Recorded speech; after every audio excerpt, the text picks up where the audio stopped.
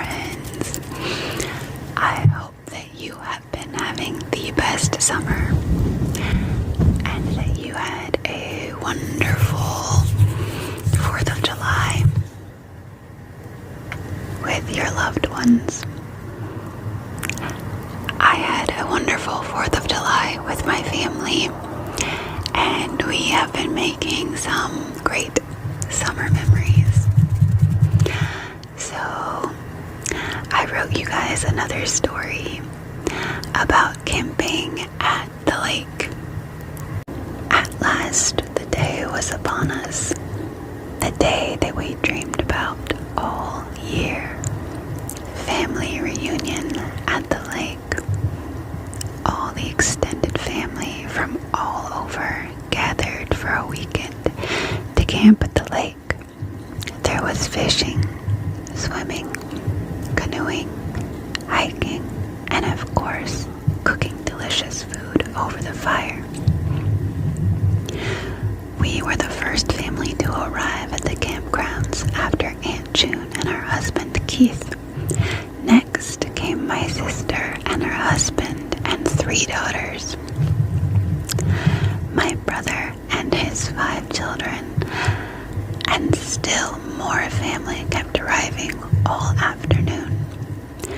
There were duffel bags and coolers of food and drinks to unpack. When everybody was finally settled, we donned our swimsuits and jumped in the cold lake for a swim. Older kids and some adventurous adults took turns jumping off the dock to see who would make the biggest splash, while the younger children and adults looking to relax waded into the shallows. Some stayed on the beach to make sandcastles and sunbathe. After a couple hours, we had worked up a huge appetite, so we wrapped up in towels and hurried to change so we could start cooking dinner over the campfire. Aunt June got out her famous potato salad and chocolate chip cookies. My sister Katie got out cans of baked beans and a cast iron pot to bake them over the fire. I got out a container with slices of sweet, juicy watermelon. The men brought the heavy coolers full of drinks and ice, while the children carried the chips and paper plates and napkins. Once we had everything set up and everyone was perched on a seat around the fire, we got out the skewers and hot dogs. The women chatted while the men roasted the hot dogs. As each was finished, the men would bring it to the woman who was waiting with buns and condiments. When everybody had full plates, we all dug in, and it was so good after the swim in the lake. We ate and talked about good times and funny stories from when we were younger. The kids listened to our antics with wide eyes. Soon we were all stuffed, and we sat around the fire lazily with cold drinks as the kids ran off to play games, freeze tag, and Red Rover, Red Rover. When it began to get dark, the kids came back to the fire for some cold water. After all that running around, once everybody was rehydrated and calm, the roasting sticks were passed out, and all the kids formed a line to get marshmallows from Aunt June, while the adults got out the chocolate and graham crackers and wet wipes for cleaning up little sticky faces and fingers. My brother Caleb pulled out Reese's peanut butter cups with a flourish. All the kids cheered at the prospect of Fluffernutters instead of plain old regular s'mores. Some roasted high and slow. Some stuck the marshmallows directly into the fire to burn the outside to a crisp and leave the middle gooey. each one had finished roasting the marshmallow to their liking, they filed over to the waiting mothers who had chocolate and graham crackers. While the kids all plopped on the ground to munch, the adults began to roast their own marshmallows.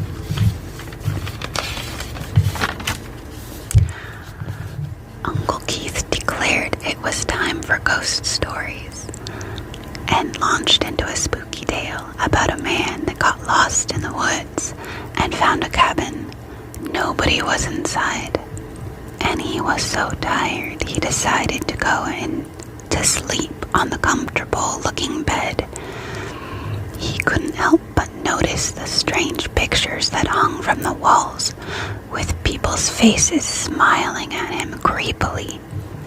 When he woke up in the morning, he discovered there were no pictures, but each wall had several large windows.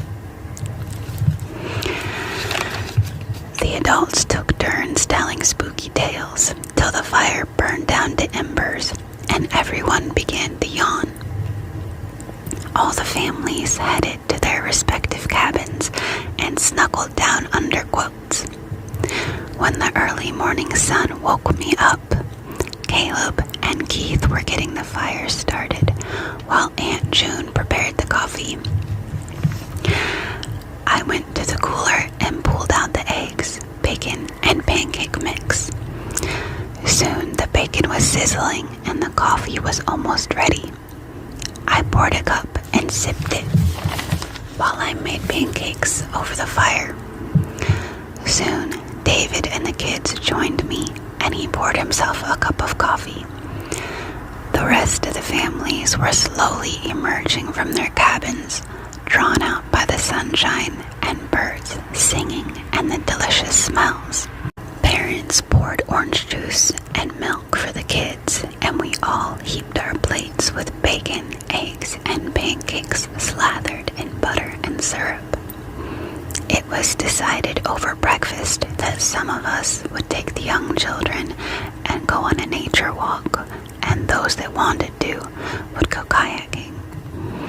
The trails around the lake were well cleared with plenty of wildlife to observe.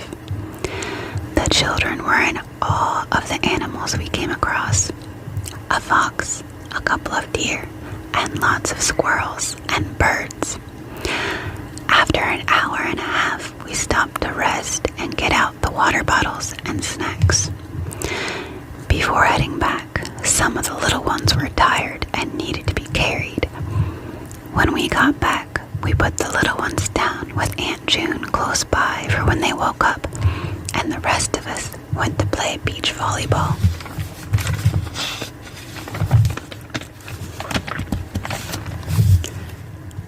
After playing hard for a while, we jumped into the lake to cool off.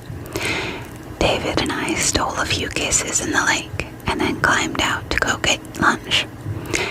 Aunt June had made lunch meat sandwiches, and the little ones were sitting with her, bleary-eyed, making it clear they had only just woken up. Those sandwiches and chips were just the thing.